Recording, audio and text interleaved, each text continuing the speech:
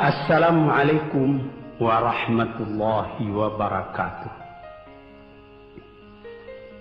Para pendengar dan peminat kaset yang tengah diputar ini, saya menyatakan rasa bahagia, rasa syukur kepada Allah dapat menyampaikan dakwah saya ini sekarang dengan kaset. Moga-moga dapat tuan-tuan putarkan, tuan-tuan dengarkan ketika tenang-tenang dengan anak-anak di rumah, atau ketika naik mobil,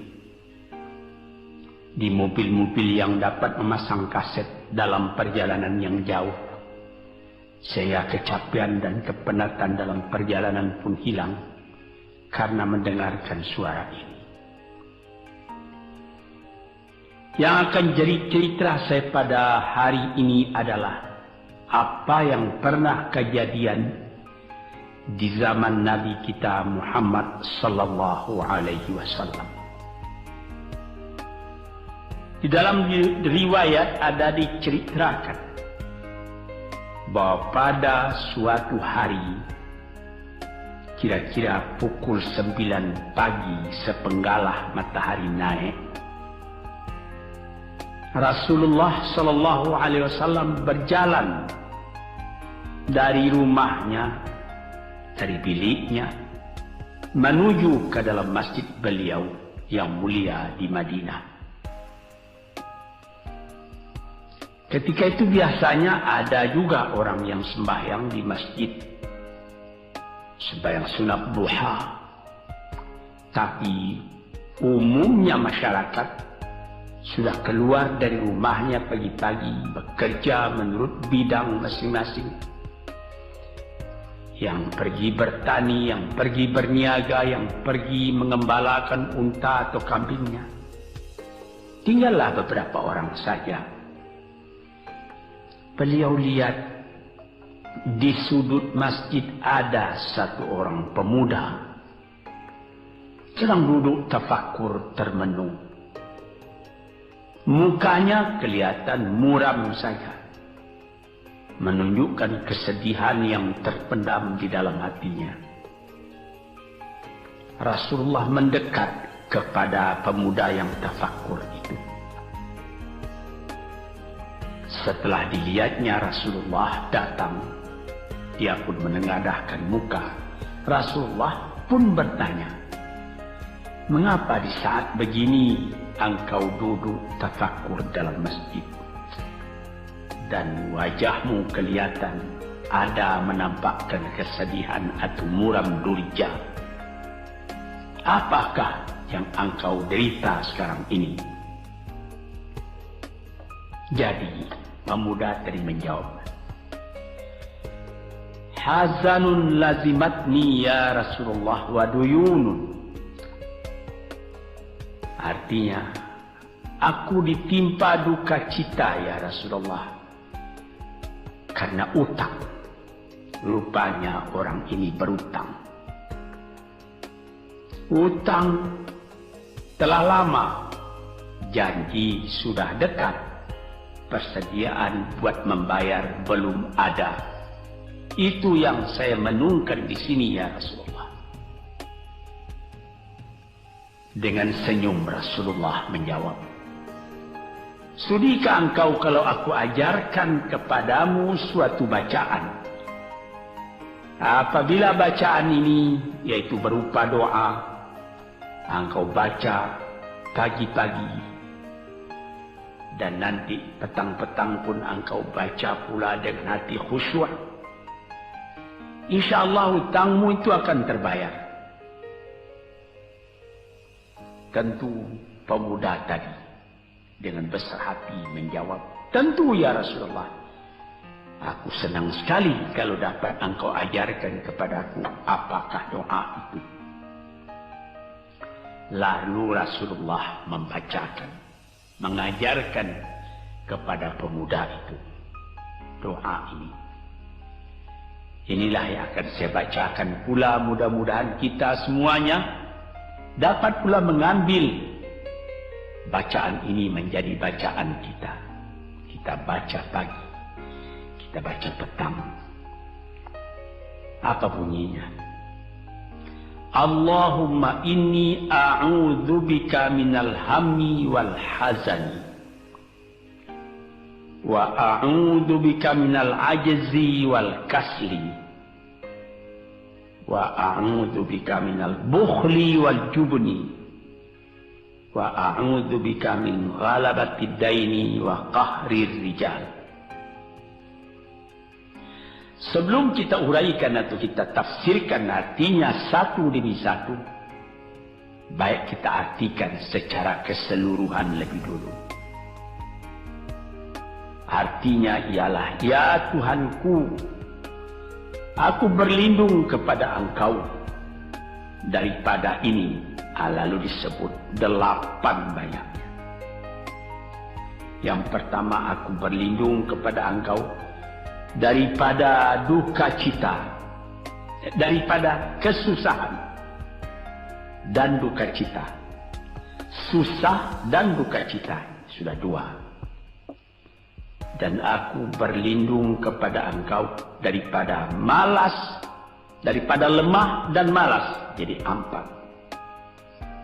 Dan aku berlindung kepada Engkau daripada bakhil, berat mengeluarkan uang,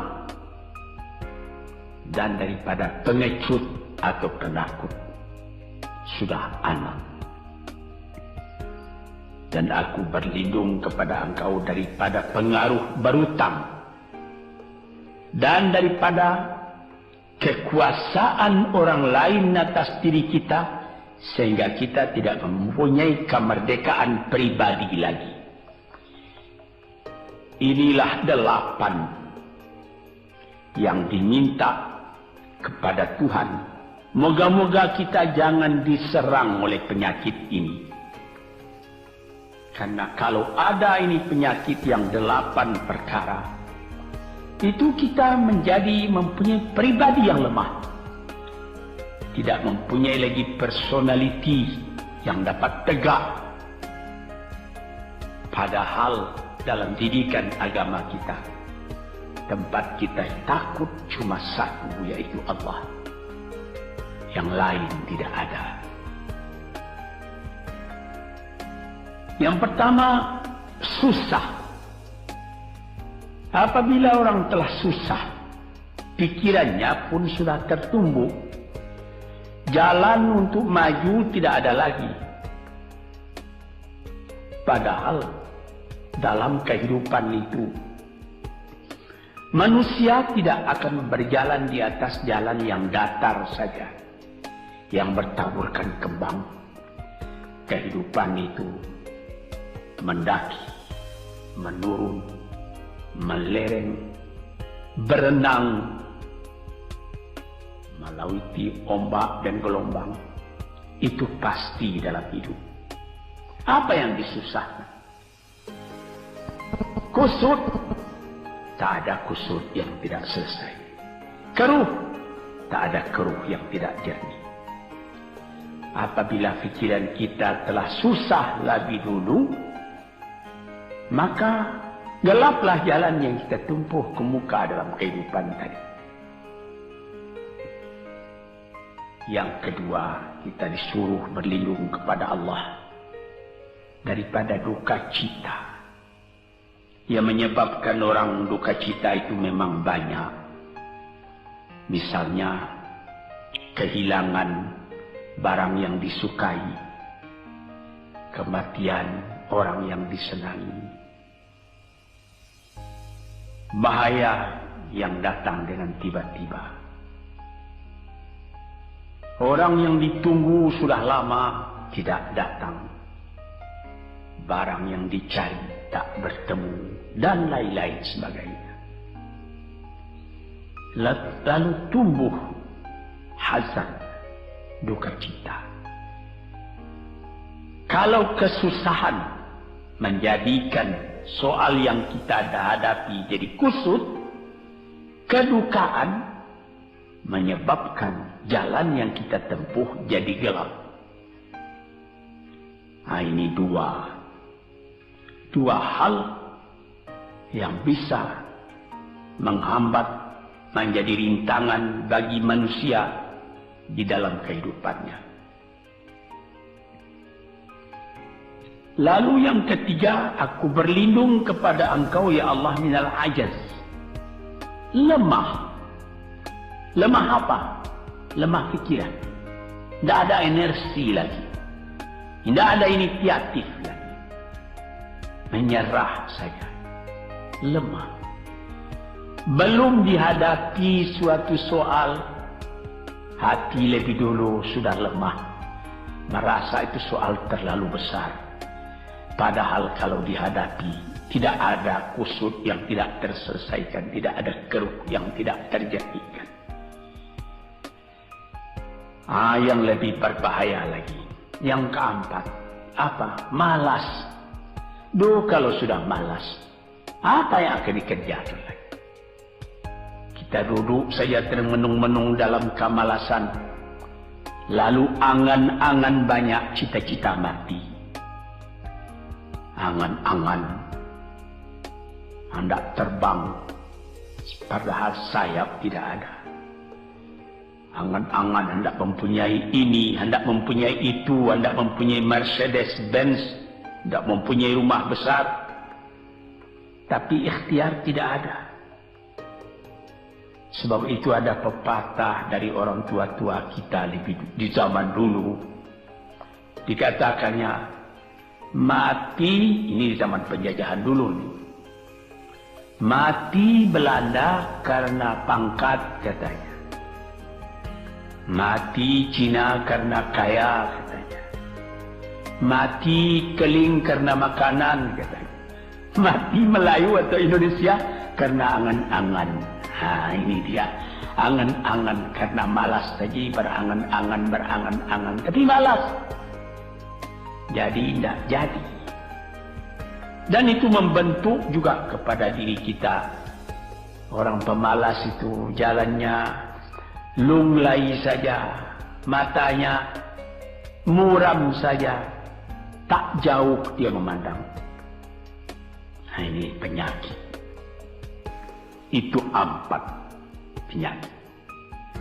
Lantas dikatakannya lagi yang nomor 5 dan nomor 6. Wa a'udzubika minal bukhli wal jubni, dan aku berlindung kepada Engkau daripada bakhil dan pengecut. Ini lebih berbahaya lagi. Dikumpul-kumpulnya harta banyak-banyak, maksudnya tadi hendak menguasai harta itu. Lama-lama dengan tidak disadarinya, harta itulah yang menguasai dia. Dia menjadi bakhil. Siang malam tidak ada kesenangan, cuma sibuk cari uang.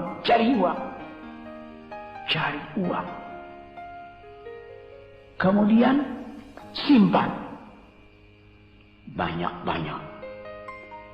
Gunanya ya cuma mengumpul itu saja.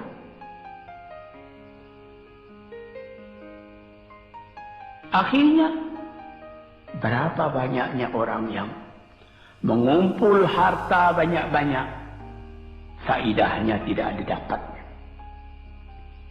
Saya ingat cerita dahulu 40 tahun yang lalu ketika saya masih tinggal di kota Medan. Ada satu orang kaya mengumpul harta. Terkenal dia kaya di Medan, beberapa buah rumah, puluhan rumah yang dipersewakannya, dan ada lagi harta-harta yang lain. Dia berjalan di jalan raya kota Medan itu dengan jalan kaki pakai payung satu. Padahal orang sudah mulai membeli mobil, entah Cadillac lah, entah Chevrolet lah, model-model yang terkenal sebelum perang. Anaknya mengambil faidah dari kekayaan ayahnya. Dia beli mobil dengan uang ayahnya. Lalu orang bertanya, "Tuan, anak Tuan sudah naik mobil, Tuan masih jalan kaki. Apa jawab si bakhil tadi? Saya anak orang miskin, anak saya anak orang kaya, katanya. Nah, inilah orang yang bukan lagi mencari harta buat menguasai harta itu, tetapi dia mencari harta buat dikuasai oleh harta itu. Yang nomor 6 lebih jahat lagi. Apa? Jubun, pengecut. Pengecut ini menjadikan separuh dari kehidupan manusia menjadi gagal. Ada pepatah orang, kalau engkau berniaga atau berusaha, meskipun modalmu tadinya tidak ada, asal engkau berani, itulah modal utama dalam hidup. Sesuai dengan pepatah Melayu atau pepatah Indonesia lama, dia katakan,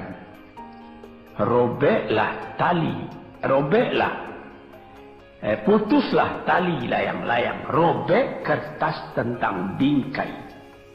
Hidup jangan mengepalang, tidak kaya berani pakai. Hidup jangan mengepalang, tanggung-tanggung jangan. Tidak kaya berani pakai. Keberanian itu adalah modal. Sebab itu kalau orang rugi berniaga, itu belum rugi. Yang penting berani. Karena adat perniagaan itu tidak saja beruntung, rugi juga kadang-kadang. Tapi kalau keberanian yang hilang, separuh daripada kekayaan tadi sudah habis. Walaupun masih banyak ada, tapi keberanian tidak ada, separuh sudah habis. Akhirnya, walaupun kekayaan besar, tapi kepercayaan hilang, itu namanya habis, tidak ada lagi. Walaupun berjuta yang tinggal dalam tangan, tapi orang tidak percaya. Apa lagi artinya? Sebab itu yang pertama sekali modal itu keberanian menghadapi hidup. Ini 6. Yang ke-7 dan 8, wa a'udzu bika min ghalabatid daini wa qahri rijal, dan aku berlindung kepada Engkau ya Ilahi daripada pengaruh utang. Hutang itu, nah itulah anak muda yang duduk di sudut masjid tadi, dipengaruhi oleh utang. Sampai Rasulullah sendiri pun mengatakan, iyyakum wad-daina.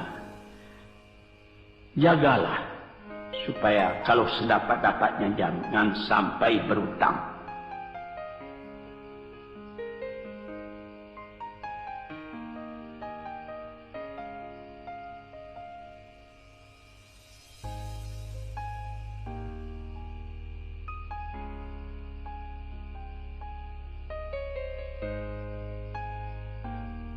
Bisa juga berutang kalau keberanian tidak ada, dan berani itu membuka jalan buat mencari bayarnya. Tetapi kalau pengecut berutang lagi, itu payah buat membayar. Sebab itu Nabi mengatakan, iyyakum wad-daina. Saya akan sedapat-dapatnya elakkanlah supaya jangan berutang. Fa innahu hammun bil laili wa mazallatun fin nahari. Hutang itu susah pada malam hari, mata tidak mau tidur. Dengan apa imbangan hutang tadi, berapa utang, berapa yang akan diterima, sehingga mata tidak mau tidur malam itu memikirkan hutang. Akhirnya mazallatun fin nahari, kalau siang hari badan berasa hina, tak berani keluar dari rumah. Kota Jakarta yang begitu besar, bersilang siur, jalan-jalan raya, jalan Tamrin, Diponegoro, Imam Bonjol, Cut Mutia, dan lain-lain nama jalan. Ada orang yang jalan itu bertambah lama, bertambah kecil jumlahnya. Kalau orang lain mempunyai 100 macam jalan, dia paling tinggi cuma 2 saja jalannya yang dapat jalan. Jalan dari rumahnya ke tempat yang tertentu. Ke lain dia tidak berani. Kenapa? Karena ada tempat dia berhutang. Jadi dikatakan dalam hadis itu, orang berhutang malam tak mau tidur, siang malu sama orang. Takut akan ditanyai, takut akan dicari. Ataupun dia berbenam di rumah, datang orang menunggu piutang. Dia bilangkan kepada pembantunya atau kepada anaknya, katakan bapak tidak di rumah. Anak yang tolol atau pembantu yang tolol menjawab, mana bapak? Dia suruh bilangkan bahwa bapak tidak ada di rumah. Kata anak tadi, betapa susah. Lantas yang nomor 8, wa qahrir rijal. Kita tidak mempunyai lagi kemerdekaan diri buat menyatakan perasaan kita karena kita segan kepada orang. Kita terlalu banyak berutang budi kepadanya. Kita terlalu banyak mendapat hadiah daripadanya. Kita terlalu banyak dan lain-lain. Sehingga mulut kita jadi tertutup, tak dapat bercakap lagi. Ditekan oleh hutang budi kepada orang tadi. Kemerdekaan diri tidak ada lagi. Inilah 8 perkara yang ditunjukkan oleh Nabi Sallallahu Alaihi Wasallam kepada pemuda yang duduk tadi. Dapatlah kita mengambil pedoman dalam kehidupan kita sendiri bahwa yang amat penting lebih dahulu ialah kemerdekaan jiwa. Kalau sekiranya di dalam negara yang telah merdeka kita sama sekali menyorakkan, meliuk lambaikan kemerdekaan di mana saja kita pergi, tapi banyak orang yang lupa negaranya telah merdeka, dirinya sendiri telah menjadi terjajah. Bukan Belanda, karena Belanda sudah lebih 30 tahun pergi meninggalkan negeri ini. Dan bukan bangsa yang lain, tapi penjajahan yang datang daripada sifat-sifat yang lemah yang kita katakan tadi. Kesusahan. Kalau kesusahan kita perturutkan, jalan yang kita tempuh menjadi buntu. Kita tak tahu lagi kemana akan pergi. Susah. Pagi susah, malam susah. Sehingga kusut benang itu tak tahu lagi jalan keluar. Padahal pangkal dari kesusahan itu bukan dari luar, tapi dalam jiwa kita sendiri, dalam dada kita sendiri.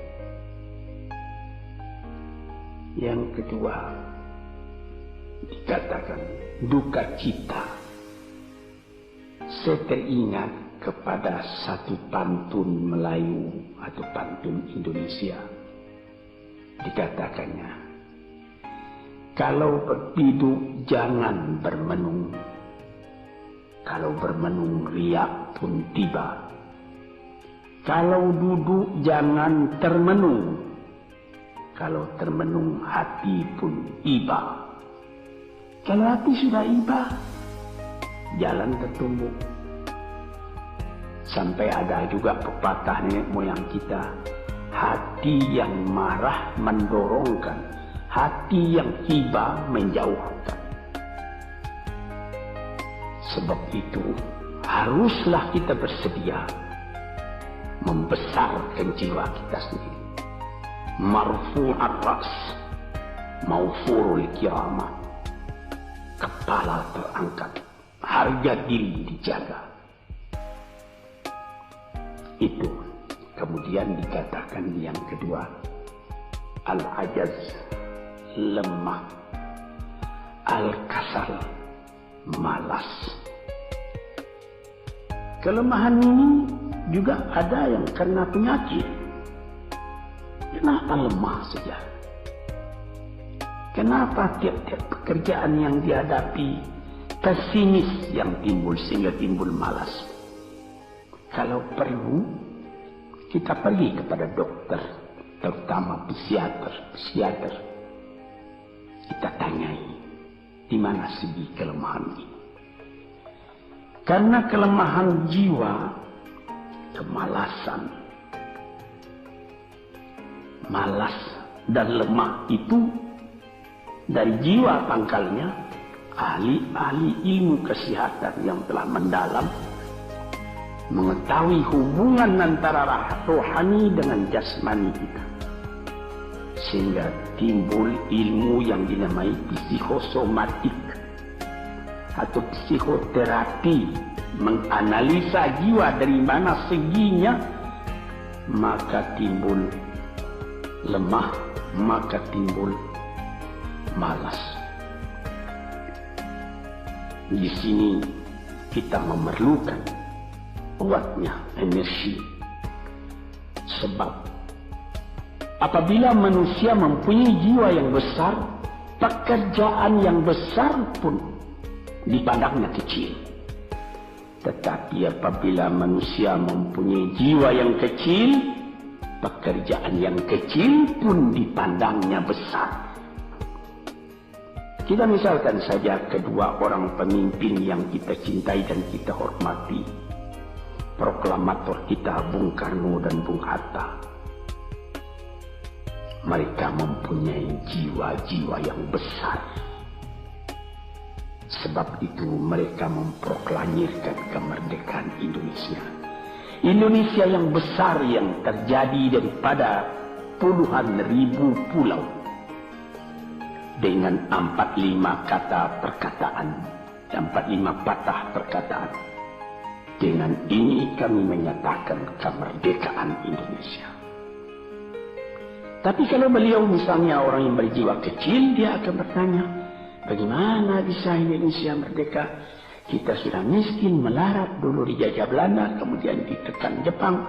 Kapan dia mengkaji itu pekerjaan yang detail-detail, yang kecil-kecil, dia anggap itu besar. Nah, ini misalnya. Maka orang-orang yang ajaz, yang lemah, atau yang kasar, yang pengecut, yang pemalas, tidak dapat mengerjakan pekerjaan yang besar-besar. Nah, kemudian yang kelima dan keenam, wa'anzubika minal bukhli, aku berlindung kepada engkau daripada bakhil, menerima mau banyak-banyak, mengeluarkan paling sedikit. Dia anggap, sebagaimana saya katakan tadi, tadinya dia menguasai harta. Akhirnya dengan tidak disadarinya, dia yang dikuasai oleh harta. Akhirnya orang yang begini kerjanya cuma mengumpul-ngumpul harta saja. Kumpulkan harta banyak-banyak, kemudian Tuhan memanggilnya kembali ke akhirat, mati, tidak ada harta tadi yang dibawa. Tinggal menjadi perselisihan di antara anak dan cucu. Di hari-hari yang pertama, anak tadi menangis. Ayahnya telah mati. Tapi di hari yang kedua dan ketiga, dia tidak menangis lagi. Dia berpikir, di mana kunci ditaruh ayah? Di mana simpanan ayah? Berapa peninggalan ayah? Lalu dia berkelahi. Anak tadi. Nah ini, karena si ayah tadi bukhul, bakhil. Nikmatnya orang lain yang merasai, dia sendiri sengsara diperintah oleh hartanya. Apatah lagi yang keenam, jubun pengecut. Dia berjalan siang, dia berjalan malam hari. Kelihatannya olehnya pohon kayu bergerak-gerak. Disangkanya itu hantu. Dia lari terus. Bertambah lari, bertambah takut. Akhirnya dia pingsan karena sudah lari. Dia tidak ada apa-apa oleh orang yang berani. Ini orang yang gagal di dalam perjalanan hidupnya. karena penakutnya, karena pengejutnya itu. Padahal di dalam keterangan agama sendiri, orang-orang yang beriman kepada Allah dikatakan la tahinu wa la tahzanu wa antumul a'launa in kuntum mu'minin. Jangan engkau merasa lemah, jangan engkau merasa duka cita, jangan engkau merasa pengecut. Engkau tinggi kalau engkau beriman kepada Allah Subhanahu wa Ta'ala. Dengan iman kepada Allah Ta'ala itu kita melihat alam dalam keindahannya, dalam kekecilannya. Yang besar cuma Allah. Kita tidak takut karena tidak ada satu bahaya yang akan menimpa kepada diri kita kalau tidak Tuhan yang menentukan. Ini pokok tuan-tuan, para pendengar kaset yang saya muliakan. Kemudian di nomor 7 dikatakan kita berlindung kepada Allah daripada pengaruh hutang. Alangkah kecilnya jiwa orang apabila dia telah berutang kepada orang lain. Dibikin janji tanggal sekian akan dibayar, tanggalnya sudah dekat, persediaan belum ada, lalu timbul kecil jiwa sekali lagi. Apatah lagi qahri rijal yang nomor 8. Yang ke-8 sebagaimana telah kita uraikan tadi ialah qahri rijal, pengaruh orang lain kepada diri kita sendiri, sehingga kita tidak berani lagi menyebut kebenaran, tidak berani lagi mengatakan yang hak. Lidah telah tertutup, mulut telah penuh dengan air sehingga tidak dapat dibuka lagi. Segan, kita sudah terlalu banyak berutang budi kepada orang. Walaupun sudah jelas perbuatan orang itu salah misalnya, kita tidak berani lagi menegur. Dengan demikian timbullah di dalam masyarakat apa yang disebut dalam bahasa Arab munafik, yaitu lain di mulut, lain di hati. Hati mengatakan perbuatan orang ini salah, tapi mulut mengatakan bagaimana pikiran saya, bagaimana pendapat Tuhan sekarang tentang perbuatan saya ini. Baik Bapak, ini bagus Bapak, itu sudah betul Bapak. Padahal tidak. Ini kecelakaan yang nomor 8. Kita minta kepada Allah supaya kita dilepaskan dari pengaruh-pengaruh orang, pengaruh manusia, sehingga kita tidak berani lagi menyebut apa yang benar itu. Padahal di dalam hadis dikatakan qulil haqq walau kana murran. Katakan yang benar itu walaupun pahit sekali.